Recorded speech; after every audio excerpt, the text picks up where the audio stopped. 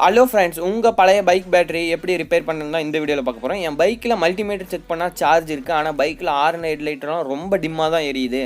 அதை எப்படி நம்ம பிரைட்னஸ் பண்ணுறது, எப்படி சார்ஜ் இருக்குது ஆனால் ஹார்னை கூட அடிக்க மாட்டேங்குது, அது ஆவரேஜ் கண்டிஷனில் கூட சார்ஜே நிற்க மாட்டேங்குது, அதை எப்படி நம்ம சார்ஜ் நிற்க வைக்கிறது, எனது லெட் ஆசிட் பேட்டரி தான் அப்படின்னா கூட பிரச்சனை இல்லை, இதுமாரி எனது வந்து இந்த ட்ரை பேட்டரி சீல்டு பேட்டரி அதை எப்படி நம்ம ரிப்பேர் பண்ணுறது அப்படின்னா இந்த வீடியோவில் பார்க்க போகிறோம். வாங்க வீடியோக்குள்ளே போகலாம்.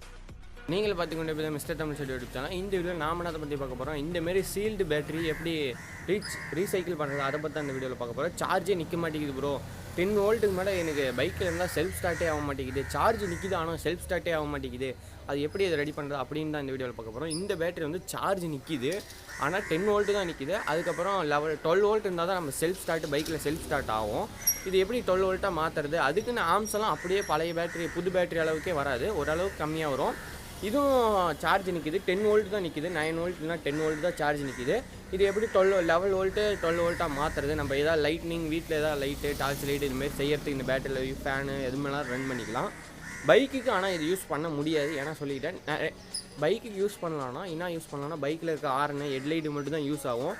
செல்ஃப் ஸ்டார்ட்டு இது பழைய போன பேட்டரி 6 மாதம் ஆகுது அப்படின்னா நம்ம ரெடி பண்ணிக்கலாம். ஏன்னா ஒரு 2 மாதம் 3 மாதத்துக்குள்ளேயே பேட்டரி வீக் ஆகிடுச்சுன்னா அதுக்கு டிஸ்டில் வாட்டர் தீர்ந்துருக்கும். அதனால் டிஸ்டில் வாட்டர் போட்டிங்கன்னா நீங்கள் செல்ஃப் ஸ்டார்ட் ரன் ஆகும். எனக்கு 1 வருஷமே ஆயிடுச்சு ஆனால் சார்ஜ் நிற்குது அப்படின்னா அதுக்கு டிஸ்டில் வாட்டர் ஊற்றி நீங்கள் ஆசிட் லெவலையும் இன்க்ரீஸ் பண்ணிங்கன்னா ஓரளவுக்கு சார்ஜ் நிற்கும். வீட்டு யூஸுக்கு யூஸ் பண்ணிக்கலாம், இல்லைன்னா நம்ம எதாவது டிஐஒய்க்கு யூஸ் பண்ணிக்கலாம். வாங்க இதெல்லாம் எப்படி பண்ணுறதுன்னு பார்க்கலாம். இந்தமாரி சீல்டு பேட்டரி தான் பார்த்துக்கோங்க, இது சீல்டு பேட்டரி தான் இது ரெண்டுமே. வாங்க இது எப்படி மாற்றுறது அப்படின்னு பார்க்கலாம்.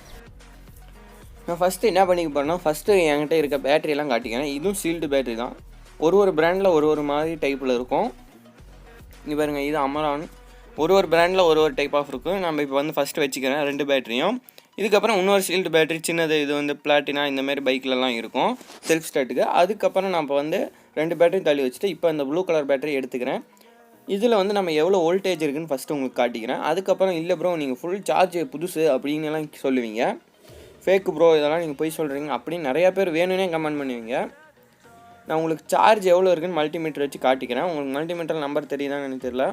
இப்போ பாருங்கள், நான் மல்டிமீட்டர் வச்சுட்டேன். மல்டிமீட்டரில் எவ்வளோ சார்ஜ் இருக்குதுன்னு பாருங்கள். இப்போ 10.47 இருக்குது, அக்யூரேட்டாக 10.47 இருக்குது. வேறு எங்கேயுமே ஒயர் கனெக்ட் பண்ணல. இப்போ இந்த பேட்டரி வந்து பூஸ்டப் பண்ணணும். ஏன் பூஸ்டப் பண்ணணும்னா, இது ஆவரேஜாக நான் எப்போ சார்ஜ் போட்டாலும் இது 10 வோல்டேஜ் தான் நிற்கிது. அதை வந்து நம்ம ஒரு 11 வோல்டேஜ் ஒரு 12 வோல்டேஜ் இருந்துச்சுன்னா நம்மளுக்கு ஒரு 12.13 ஒரு 10க்கு மேலே 12.10க்கு மேலே சார்ஜ் நின்றுச்சுன்னா நம்ம அது செல்ஃப் ஸ்டார்ட் நம்ம வண்டியில் எடுக்கும். இதில் எவ்வளோ இருக்குதுன்னு பார்க்கலாம். இதில் பாருங்கள் 9.20 தான் இருக்குது இந்த பேட்டரியில். என்கிட்ட இருக்கிறது எல்லாமே ஆவரேஜ் கண்டிஷன் பேட்டரி தான் இருக்குது. இந்த பேட்டரியில் எவ்வளோ இருக்குன்னு அப்படின்னு பார்க்கலாம். இந்த பேட்டரியில் எவ்வளோ இருக்குன்னா இதில் 1.769 தான் இருக்குது. இது ரொம்ப டெத் கண்டிஷனில் இருக்குது, அதனால இது வந்து நம்ம ட்ரை பண்ணக்கூடாது. இந்த பச்சை கலர் பேட்டரி வந்து அமரான் வந்து ரொம்ப, அந்த கம்பெனி பிராண்டெல்லாம் சொல்ல விரும்பல. இப்போ அந்த ரொம்ப ட்ரை கண்டிஷனில் இருந்துச்சுன்னா அது வந்து ஒரு சில டைம் நம்ம டிஸ்டில் வாட்டரை யூஸ் பண்ணி டிஸ்டில் வாட்டர் ஊற்றோம்னா ஒரு சில பேட்டரி கண்டிஷனை பொறுத்து இருக்குது. அந்த கண்டிஷனில் நம்மளுக்கு வந்து சார்ஜ் நிற்கிறதுக்கு வாய்ப்பு இருக்குது, ஒரு சில டைம் வந்து ஃபெயிலியர் ஆகிறதுக்கு வாய்ப்பு இருக்குது. இப்போ ஓரளவுக்கு சார்ஜ் மினிமம் ஒரு 5 வோல்ட்டுக்கு மேலே சார்ஜ் நின்றுச்சுன்னா அதை நம்ம சீக்கிரமாக நம்ம வந்து ரீசைக்கிள் பண்ணிக்கலாம். இப்போ வந்து நான் இந்த ப்ளூ கலர் பேட்டரியில் வந்து நம்மளுக்கு வந்து சார்ஜ் எவ்வளோ நின்றுச்சுன்னா ஒரு 10 வோல்டேஜ் நின்றுச்சு, 10.15. இப்போ வந்து நான் டிஸ்டில் வாட்டர் வாங்கிட்டு வந்துட்டேன். டிஸ்டில் வாட்டர் வந்து நீங்கள் அதில் ஊற்றிக்கோங்க. அதுக்குன்னு இப்போ நான் ஊற்றுறேன் பாருங்கள், அந்தமாரி நீங்கள் ஊற்றிக்கிட்டிங்கன்னா அது வந்து டேஞ்சரானது. இந்தமாரி நீங்கள் ஊற்றக்கூடாது.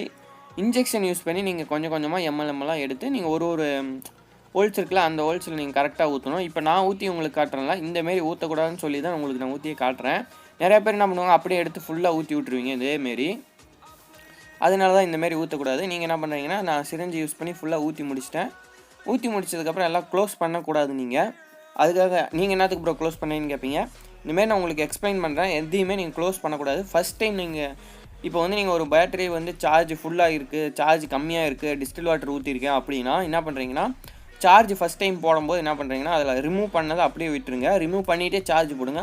அப்போ தான் மேலே இருக்க டிஸ்டில் வாட்டர் ஒரு சில டைம் என்ன பண்ணுவோம்னா, நம்ம ஓவராக அந்த பிளாக் கலர் மூடி வச்சு நம்ம சீல்டு பண்ணிட்டோம்னா வேப்பர் ஆகிறதுக்கு எங்கேயுமே வாய்ப்பு இருக்காது. அதுக்கப்புறம் ஓவர் ஃபோல்ட் ஆகி வெடிச்சிடும் பேட்ரி. அதனால நீங்கள் இந்தமாரி டேஞ்சரஸான செஞ்சு பார்க்காதீங்க. அதனால நீங்கள் அதை ஓப்பன் பண்ணி விட்டுட்டு நீங்கள் செஞ்சு பாருங்கள். இப்போ வந்து நீங்கள் பேட்டரி சார்ஜ் போடணும். இப்போ என் இன்வெர்ட்டரில் வந்து 17 வோல்டேஜ் வருது. நான் ஒரு 1 ஹவர் 1.5 மணி நேரம் நீங்கள் சார்ஜ் போட்டிங்கன்னா போதும். மைனஸுக்கு மைனஸ் ஒயரையும் ப்ளஸுக்கு ப்ளஸ் ஒயரையும் நீங்கள் சார்ஜ் போட்டுக்கோங்க. ஃபஸ்ட் டைம் நீங்கள் டிஸ்டில் வாட்டர் உங்கள் பேட்டரி லோ கண்டிஷனில் இருக்க டிஸ்டில் வாட்டர் ஊற்றுனீங்கன்னா ஃபஸ்ட் டைம் மட்டும் நீங்கள் சார்ஜ் போடும்போது இந்த மூடியை ரிமூவ் பண்ணிகிட்டே சார்ஜ் போடுங்க. நீங்கள் கொஞ்சம் தள்ளி வச்சு சார்ஜ் போடுங்க. இதை நீங்கள் சில்ட்ரன்ஸ் யாரும் ட்ரை பண்ணி பார்க்காதீங்க. அப்படி இல்லைன்னா நீங்கள் பேட்டரி ஷாப்பில் கொண்டு போய் கொடுத்தீங்கன்னா அவங்களே பண்ணி தந்துடுவாங்க. இதெல்லாம் மினிமம் ஒரு 100 ரூபீஸ்க்குள்ளே தான் ஆகும். இப்போ பாருங்கள், என் பேட்டரி வந்து சார்ஜ் ஆகிட்டு இருக்குது. இப்போ வரும் 16 வோல்ட் இருக்குது, 16.82. இப்போ ஒரு மணி நேரம் சார்ஜ் ஏறிட்டும். 1 மணி நேரம் சார்ஜ் ஏறிட்டும் பாருங்கள். இன்வெர்ட்டர் மூலிமா தான் சார்ஜ் ஏறிட்டு இருக்குது. இப்போ ஒரு மணி நேரம் சார்ஜ் ஏறி முடிச்சதுக்கப்புறம் நம்ம வந்து பார்க்கலாம் எவ்வளோ வோல்டேஜ் பேட்டரியில் நிற்கிது அப்படின்னு.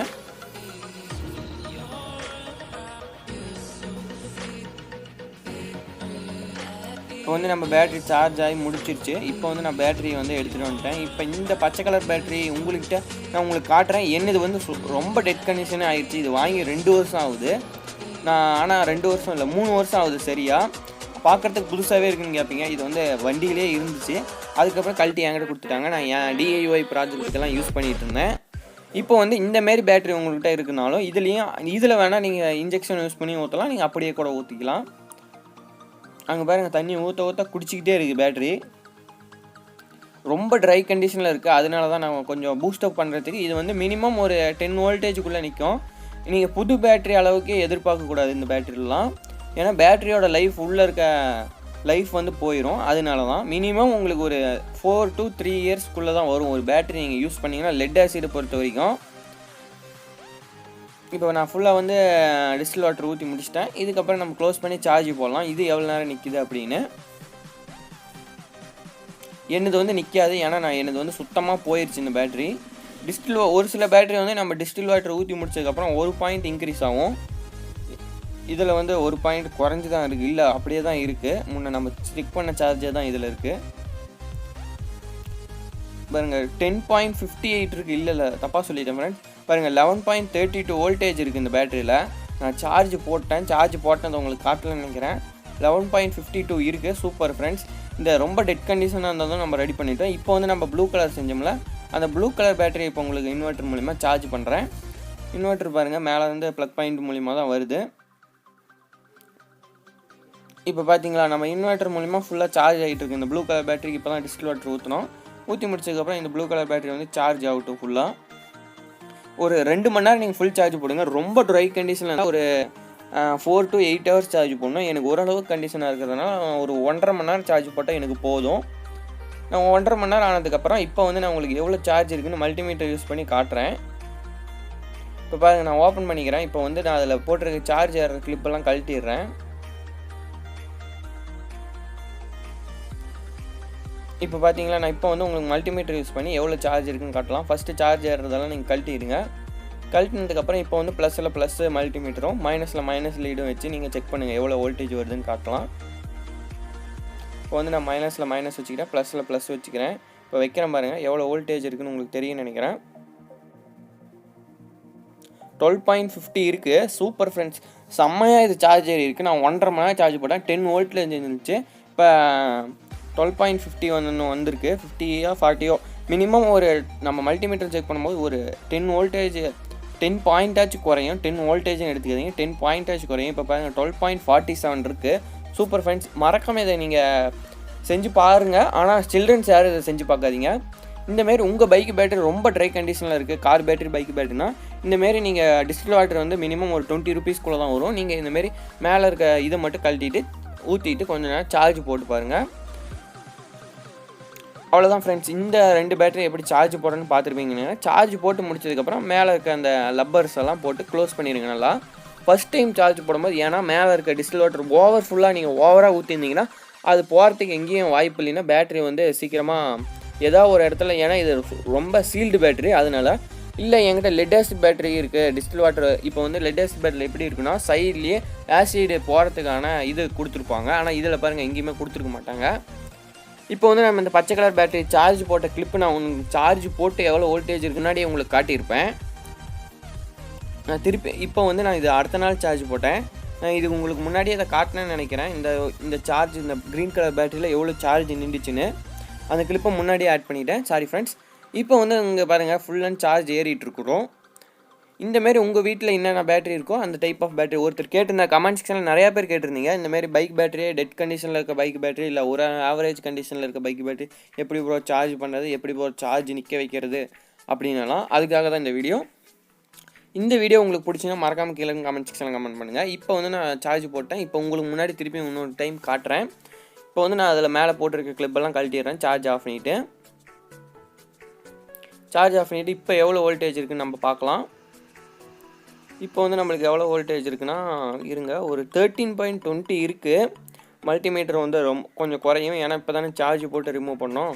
மினிமம் ஒரு இப்போ பாருங்கள் 12.75 இருக்குது. சூப்பர் ஃபேன்ஸ் 12.50 இருக்குது. இதுக்கப்புறம் என்ன பண்ணுறீங்கன்னா மேலே வந்து அந்த இது கிளிப்பில் இருக்கும்ல அந்த கிளிப்பை போட்டு நல்லா மூடிடுங்க. அவ்வளோதான். நம்ம கழட்டின லீடுக்கு மேலே இருந்துச்சுல அது போட்டு நல்லா மூடிட்டிங்கன்னா இப்போ வந்து 12.57 இருக்குது. Super fans. இது வந்து என்ன, நம்ம வந்து இந்த பேட்டரியை ரீசைக்ளிங் பண்ணோம்ல, இந்த ரீசைக்ளிங் பண்ணுற பேட்டரி வச்சு நம்ம கூடிய சீக்கிரம் ஃப்யூச்சரில் அப்டேட் பண்ணலாம். என்னன்னா இந்த பேட்டரி வச்சு நம்ம வேறு எதாவது ஃபேனு லைட்டு இதுமாரி யூஸ் பண்ண முடியுமா, இல்லை வீட்டுக்கு ஹோம் அப்ளையன்ஸுக்கு எதாவது யூஸ் பண்ண முடியுமா, இல்லை இதை வச்சு நம்ம ஏர் கூலர் நம்ம செஞ்சிருந்தோம். இதுக்கு முன்னாடி நம்ம ஒரு ஏர் கூலர் செஞ்சிருந்தோம், அந்த ஏர் கூலர் கூட இந்த பேட்டரியில் ரன் ஆகும். இப்போ இந்தமாரி பைக் பேட்டரியில் எப்படி அந்த இதை கழட்டுறதுன்னா ஃபஸ்ட்டு நீங்கள் ஒரு நைஃப் எடுத்துக்கோங்க. நைஃப் எடுத்துகிட்டு அந்த பாக்ஸ் ஷேப்பில் இருக்கும் அது மேலே நீங்கள் 2 டைம் அப்படியே கொஞ்சம் பண்ணிங்கன்னா உங்கள் நைஃப் கொஞ்சம் உள்ளே போகும். உள்ளே போனதுக்கப்புறம் அங்கே ஏன்னா கம் போட்டு ஒட்டியிருப்பாங்க நல்லா. இப்போ இந்த நைஃப் யூஸ் பண்ணி செட் பண்ணும்போது அந்த கம் வந்து ரிமூவ் ஆயிரும். அதுக்கப்புறம் நீங்கள் ஸ்க்ரூ ட்ரைவர் யூஸ் பண்ணி வச்சு அது மேலே அழுத்தினீங்கன்னா நம்ம அந்த மூடி வந்து ஓப்பன் ஆகிக்கும். இப்போ வந்து நான் உங்களுக்கு காட்டுறேன் பாருங்கள். ஸ்க்ரூ ட்ரைவர் வச்சு நீங்கள் அழுத்தினோடனே மூடி ஓப்பன் ஆகி இப்படி தனியாக வந்துடும். இதுக்கப்புறம் அந்த வரிசையாக உங்களுக்கு 6 லீடு இருக்கும். அந்த 6 லீட்லேயும் நீங்கள் டிஸ்டில் வாட்டர் ஊற்றி ஒரு 2 ஹவர்ஸ் இல்லைனா 3 ஹவர்ஸ் சார்ஜ் போடுங்க. உங்களுக்கு சார்ஜ் வந்து மினிமம் இருந்தால் ரொம்ப ட்ரை கண்டிஷனில் இருந்தால் ஒரு 4 ஹவர்ஸ் இல்லைனா 8 ஹவர்ஸ் சார்ஜ் போடுங்க. என்னது எல்லா பேட்டரியுமே மினிமம் சார்ஜ் இருக்குது. இதில் பாருங்கள் 10 வோல்ட் 9 வோல்டேஜ் இருக்குது, 9.18 இருக்குது. அதனால் ஆவரேஜ் கண்டிஷன் மினிமம் சார்ஜ் தான் இருக்குது. அதனால நான் இது வந்து ஒரு 2 மணி நேரம் இல்லைனா 1.5 மணி நேரம் சார்ஜ் போடுவோம், அவ்வளோ. இப்போ இந்த பேட்டரி வந்து நம்ம சார்ஜ் போடலாம் ஒரு 2 மணி நேரம் இல்லை 2.5 மணி நேரம். ஆவரேஜ் கண்டிஷனில் தான் நான் சொல்லியிருப்பேன், அந்த அளவுக்கு நீங்கள் சார்ஜ் போட்டுக்கோங்க. இப்போ வந்து நம்ம இதை சார்ஜ் போட்டு எவ்வளோ சார்ஜ் நிற்கிதுன்னு பார்க்கலாம். இப்போ டிஸ்டில் வாட்டர் வந்து நீங்கள் எடுத்துக்கோங்க. டிஸ்டில் வாட்டர் எடுத்துகிட்டு இந்த ஒரு லீட்லேயும் அப்படியே ஊற்றிக்கோங்க. நீங்கள் இன்ஜெக்ஷன் இருந்துச்சுன்னா இன்ஜெக்ஷன் மூலிமா நீங்கள் அதில் ஒரு லீட்லேயும் ஊற்றிக்கலாம். இப்போ வந்து நான் என்ன பண்ண போகிறேன்னா ப்ளஸ் அண்ட் மைனஸில் இன்வெர்ட்டர்லேருந்து எடுத்து நான் சார்ஜ் இப்போ பண்ண போகிறேன் உங்களுக்காக. இப்போ சார்ஜ் பண்ணி முடிச்சதுக்கப்புறம் ஒரு 2 ஹவர்ஸ் ஆகட்டும். 2 ஹவர்ஸ் ஆனதுக்கப்புறம் இப்போ நான் எவ்வளோ சார்ஜ் இருக்குன்னு மல்டிமீட்டர் யூஸ் பண்ணி உங்களுக்கு காட்டுறேன். இப்போ மல்டிமீட்டர் ஆன் பண்ணிக்கலாம். எவ்வளோ சார்ஜ் இருக்குதுன்னு பார்க்கலாம். மல்டிமீட்டரில் ஒரு 11.57 இருக்குது. ஆவரேஜ் கண்டிஷன் தான்.